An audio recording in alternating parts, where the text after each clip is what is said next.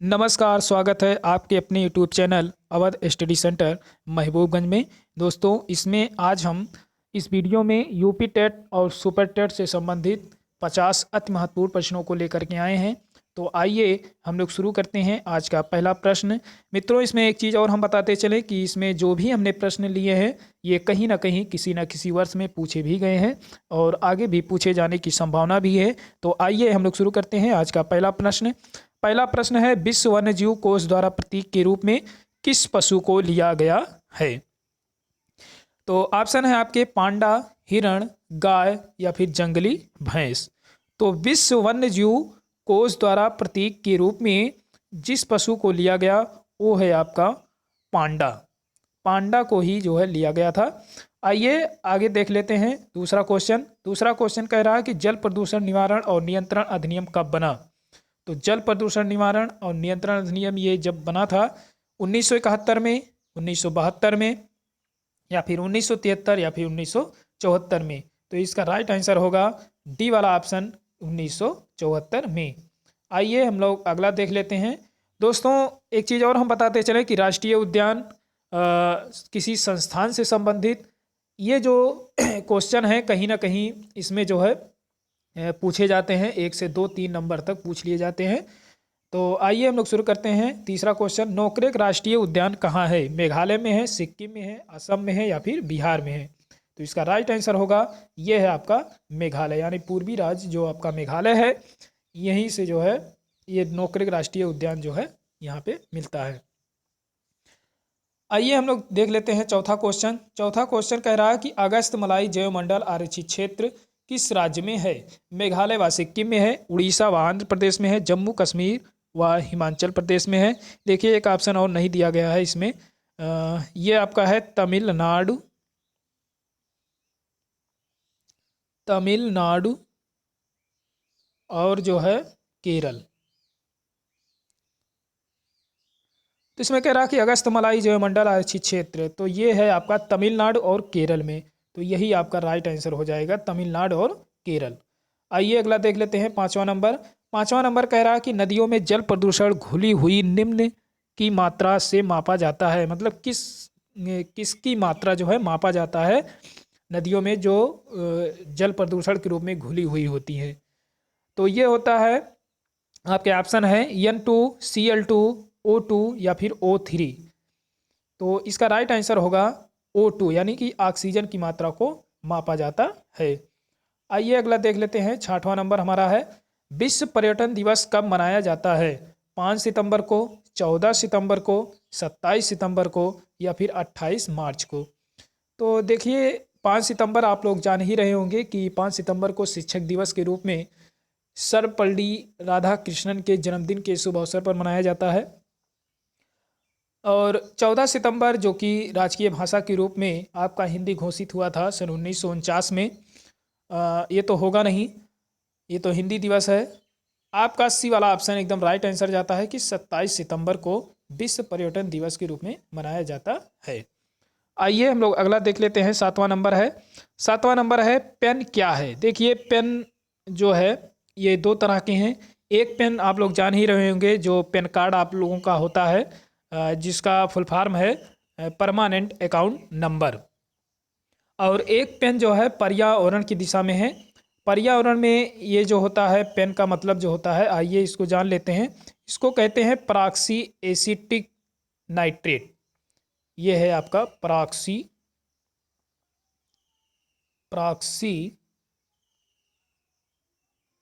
Acetic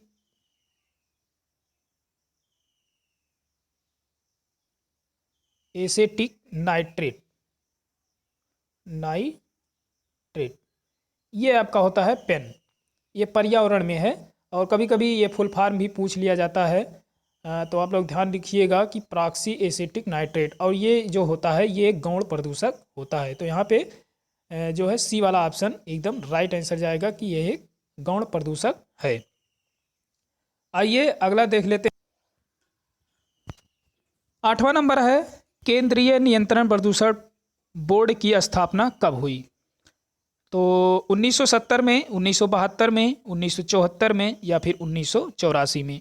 तो देखिए केंद्रीय नियंत्रण बोर्ड प्रदूषण की स्थापना जो हुई थी ये हुई थी 1970 में। आइए अगला देख लेते हैं। 9वां नंबर है किस कारण अम्ल वर्षा होती है?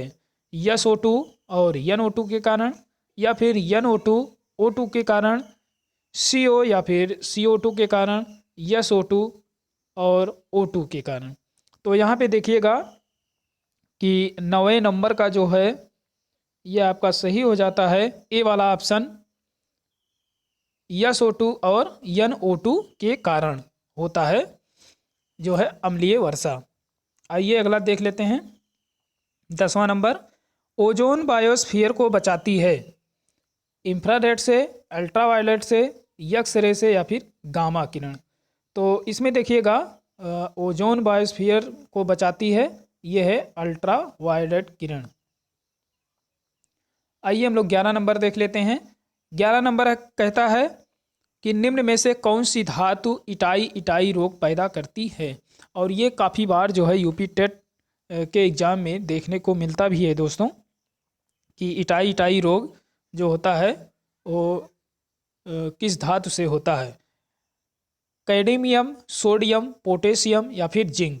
तो यहाँ पे पहला ऑप्शन है कैडमियम। आइए अगला देख लेते हैं 12 नंबर। 12 नंबर है निम्नलिखित में मीथेन का स्रोत है धान का खेत, कोयले का खनन, गीली भूमि या इनमें से कोई नहीं। तो इसका राइट आंसर होगा पहला वाला यानी धान के खेत में। ये जो है मीथेन का बहुत बड़ा जो है स्रोत है। आइए आगे देख लेते हैं 13 नंबर। 13 नंबर कहता है निम्न में से कौन सी एक ग्रीन हाउस गैस है? देखिए ग्रीन हाउस गैस आपको सारे याद रखने होंगे। आपके जो सबसे मुख्य ग्रीन हाउस गैस है ये आपका है CO2, आप लोग जान ही रहे होंगे। फिर है आपका जलवाष्प, जलवाष्प भी है,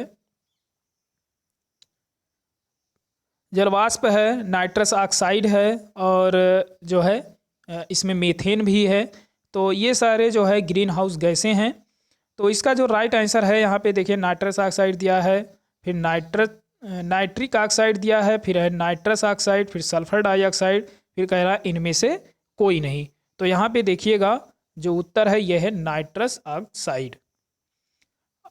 और इसमें जो मुख्य है ग्रीन हाउस गैस जो मुख्य रूप से जो प्रदूषित करता है ये होता है आपका CO2।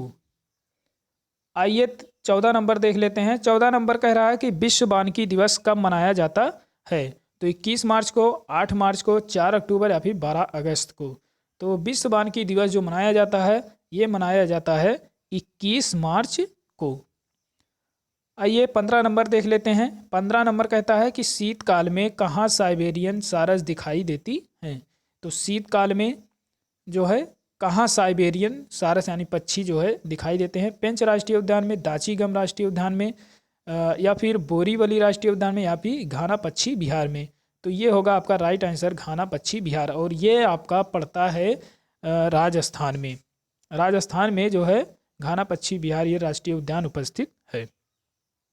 आइए अगला देख लेते हैं 16 नंबर। 16 नंबर है विश्व मरुस्थलीकरण रोकथाम दिवस कब मनाया जाता है? ये पूछ रहा है इसमें 4 मई को, 8 मई को, 1 जुलाई को या फिर 17 जून को। तो यहाँ पे राइट आंसर होगा 17 जून को विश्व मरुस्थलीकरण रोकथाम दिवस मनाया जाता है। आइए अगला देख लेते हैं 17 नंबर। 17 नंबर कह रहा है कि केबुल लामजाओ राष्ट्रीय उद्यान कहाँ है? तो केबुल लामजाओ यह एक जो है तैरता हुआ राष्ट्रीय उद्यान है और ये पूछ रहा है कि कहाँ पे है, किस राज्य में है? मणिपुर, जम्मू कश्मीर, मेघालय या फिर कर्नाटक। तो इसका राइट आंसर होगा मणिपुर। मणिपुर में ही जो है केबुल लामजाओ राष्ट्रीय उद्यान स्थित है और यह जो है एक तैरता हुआ विश्व का राष्ट्रीय उद्यान है। आइए हम लोग देख लेते हैं 18 नंबर कि भारत का सबसे बड़ा राष्ट्रीय उद्यान कौन सा है? तो भारत का सबसे बड़ा राष्ट्रीय उद्यान पूछ रहा है। ऑप्शन है मानस, हेमिस, कान्हा किसली या फिर जिम कॉर्बेट। तो देखिए भारत का जो सबसे बड़ा राष्ट्रीय उद्यान है ये है आपका हेमिस और ये आपका पड़ता है जम्मू कश्मीर में। और अगर सबसे छोटा पूछता है दोस्तों तो सबसे छोटा आपका है साउथ बटन और ये आपका पड़ता है अंडमान निकोबार द्वीप समूह में। आइए अगला देख लेते हैं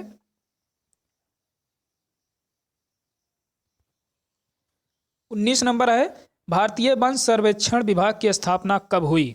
1970 में, 1981 में, 1972 में या फिर 1988 में? तो भारतीय वन सर्वेक्षण विभाग की स्थापना जो हुई थी, ये हुई थी, बी वाला ऑप्शन एकदम राइट आंसर जाएगा कि 1981 में हुआ था।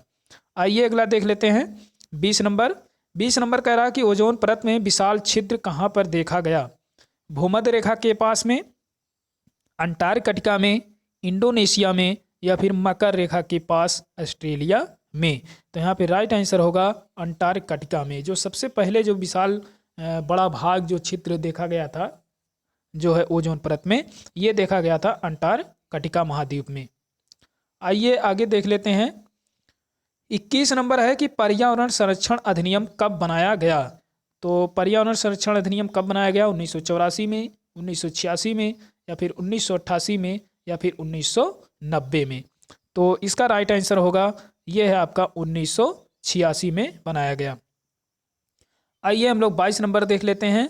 22 नंबर हमारा कहता है कि मॉन्ट्रियल प्रोटोकॉल संबंधित है। तो किससे संबंधित है? माइक्रोसॉफ्ट से या फिर ओजोन परत संरक्षण से या फिर मॉन्ट्रियल की आबादी से या फिर इनमें से कोई नहीं?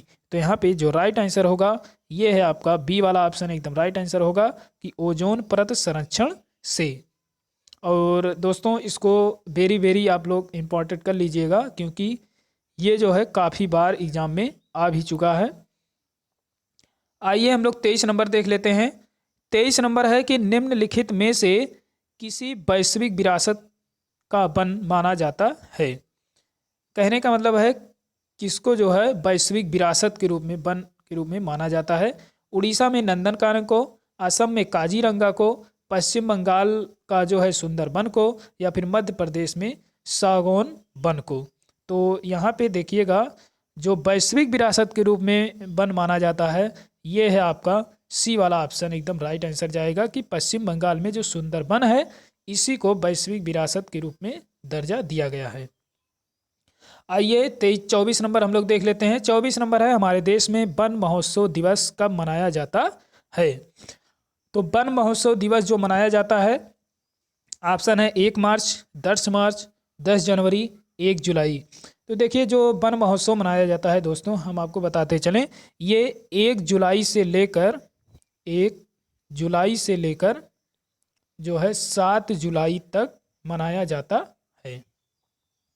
यानी कि जो जुलाई का प्रथम सप्ताह होता है उसी को वन महोत्सव के रूप में माना जाता है। तो इसको कई तरह से घुमा के क्वेश्चन भी पूछ सकता है कि हमारे देश में वन महोत्सव मनाया जाता है। ऑप्शन रहेगा 1 जुलाई से लेकर 7 जुलाई, ऑप्शन रहेगा प्रथम सप्ताह, जुलाई का प्रथम सप्ताह। तो जिस तरह से जो भी ऑप्शन हो हमने आपको बता दिया है कि 1 जुलाई से लेकर 7 जुलाई तक ये मनाया जाता है। हालांकि यहाँ पे ऑप्शन में 1 जुलाई ही दिया है, तो इसका राइट आंसर होगा आपका 1 जुलाई। आइए हम लोग 25 नंबर देख लेते हैं। 25 नंबर कहता है कि दुधवा राष्ट्रीय उद्यान उत्तर प्रदेश के किस जिले में है? तो दुधवा राष्ट्रीय उद्यान तो इसका ऑप्शन है लखीमपुर खीरी, मिर्ज़ापुर, गोरखपुर या फिर आगरा। तो इसका राइट आंसर होगा लखीमपुर खीरी जिला। आइए अगला जो है देख लेते हैं 26 नंबर। 26 नंबर है, पेरियार राष्ट्रीय उद्यान किस राज्य में स्थित है? तो जो पेरियार राष्ट्रीय उद्यान है वो किस राज्य में स्थित है? मेघालय में है, केरल में है या फिर महाराष्ट्र या फिर उड़ीसा में है? तो ये है आपका केरल में पड़ता है पेरियार राष्ट्रीय उद्यान। आइए अगला देख लेते हैं 27 नंबर। 27 नंबर है कि प्रथम विश्व पर्यावरण दिवस कब मनाया गया? तो प्रथम विश्व पर्यावरण जो दिवस है मनाया गया 1970 में, 1973 में, 1975 में या फिर 1986 में? तो ये मनाया गया था, आपका बी वाला ऑप्शन सही हो जाता है कि 1973 में ये जो है मनाया गया। आइए 28 नंबर हम लोग देख लेते हैं। 28 नंबर है कि सुंदरबन में निम्न में से कौन सा वृक्ष सर्वाधिक पाया जाता है? सागौन पाया जाता है, पीपल, सुंदरी या फिर नीम? तो ये पाया जाता है सुंदरी। इसका राइट आंसर सी वाला होगा कि सुंदरी वृक्ष जो है सुंदरबन में सर्वाधिक है, इसीलिए जो है सुंदरी वन डेल्टा के नाम से वो प्रसिद्ध भी है। और ये सुंदरबन डेल्टा आपका पश्चिमी बंगाल में है, जो कि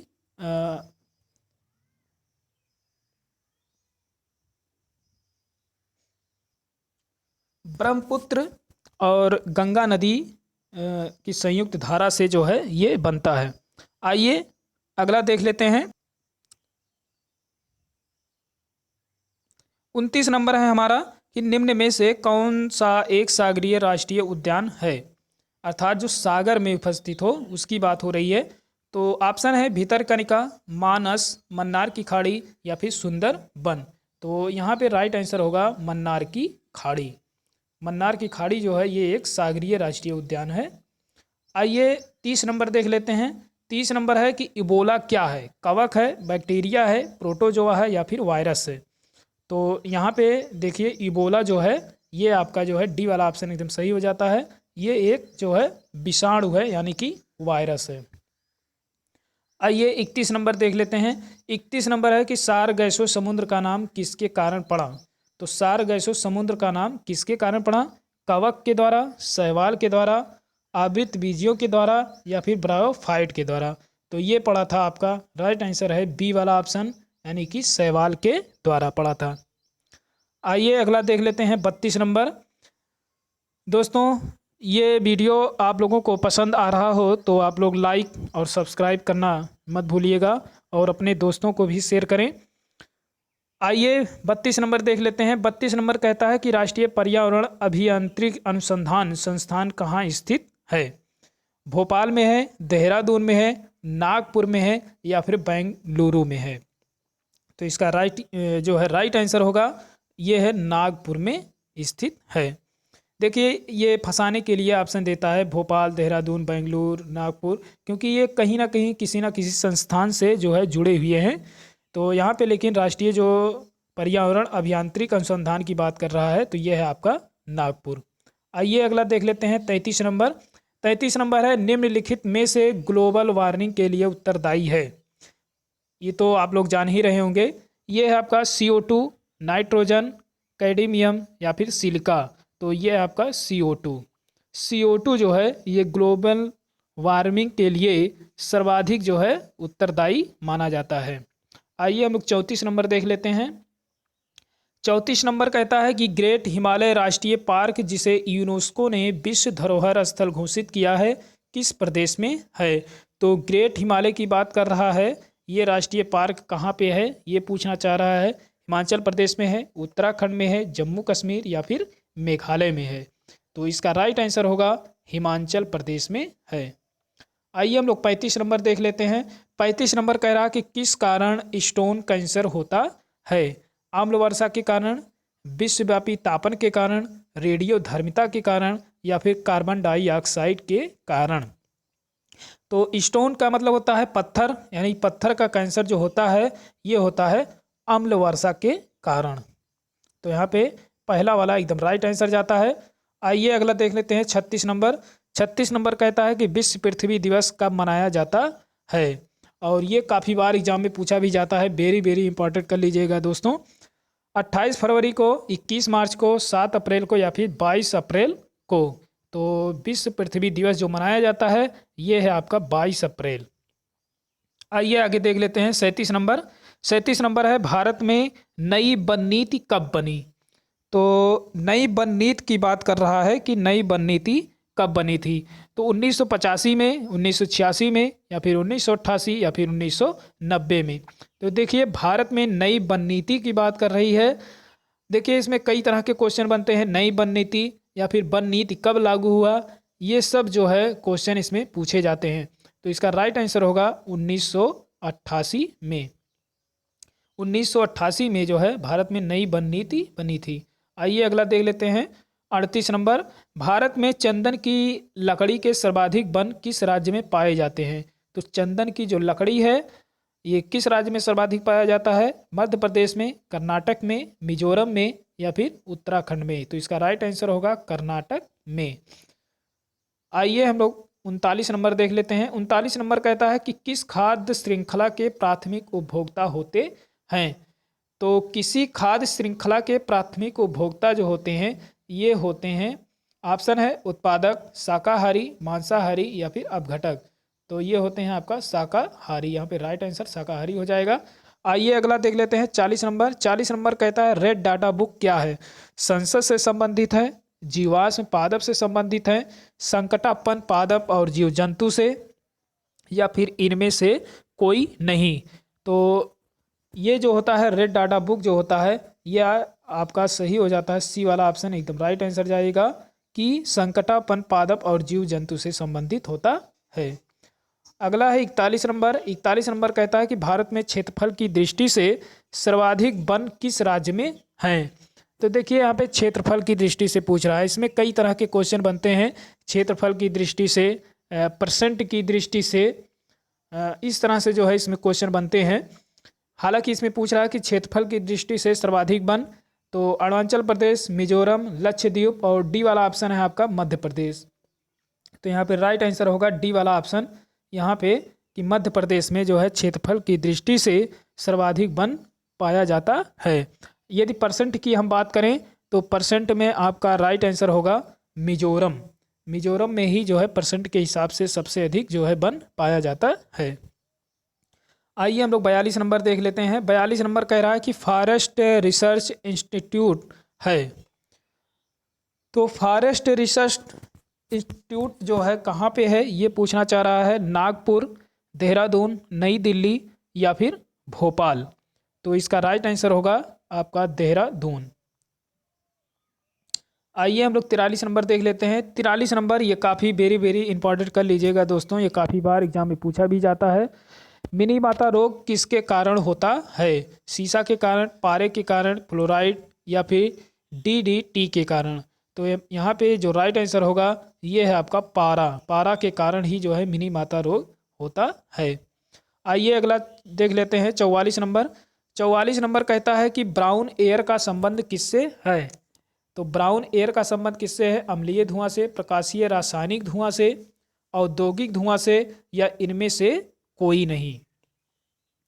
तो यहाँ पे राइट आंसर होगा ये प्रकाशीय रासायनिक धुआं से, यानी बी वाला ऑप्शन एकदम राइट आंसर जाएगा। आइए हम लोग 45 नंबर देख लेते हैं। 45 नंबर कहता है कि Indian institute of forest management कहाँ है? देहरादून, बेंगलुरु, नागपुर या फिर भोपाल। तो 45 का जो राइट आंसर होगा ये है आपका डी वाला ऑप्शन एकदम राइट आंसर होगा कि भोपाल में स्थित है। आइए हम लोग 46 नंबर देख लेते हैं। 46 नंबर कहता है कि भारत में जल प्रदूषण निवारण और नियंत्रण कानून कब बना? हमारे ख्याल से ये जो है दोहराया हुआ क्वेश्चन है, एक बार इसको हमने करा दिया है। चलिए ठीक है, कोई बात नहीं है। भारत में जल प्रदूषण निवारण और नियंत्रण कानून कब बना? 1971 में, 1974 में, 1984 में या फिर 1988 में। तो यहाँ पे बी वाला ऑप्शन एकदम राइट आंसर होगा कि 1974 में बना था।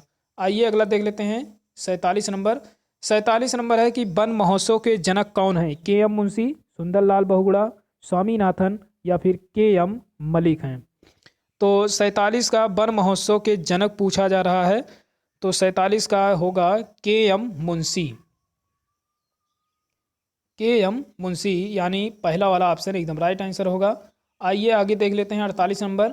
48 नंबर है कि पर्यावरणीय आयोजन के साथ मूलतः संबंधित संगठन है। तो पर्यावरणीय आयोजन के साथ मूलतः संबंधित जो संगठन है ये कौन सा है पूछना चाह रहा है। इसमें है इसरो, नीरी या फिर ICR या फिर CIFRI, यानी कि इसमें कौन सा विकल्प सही होगा? तो इसका विकल्प सही होगा बी वाला ऑप्शन एकदम राइट आंसर होगा कि नीरी है। नीरी का मतलब होता है दोस्तों national environmental engineering research institute, यानी राष्ट्रीय पर्यावरण अभियांत्रिक अनुसंधान संस्थान। तो यही जो है पर्यावरणीय आयोजन के साथ जो है मूलतः संबंधित संगठन है। आइए हम लोग देख लेते हैं 49 नंबर। 49 नंबर है कि सबसे मुख्य वायु प्रदूषक है। तो सबसे मुख्य वायु प्रदूषक कौन सा है?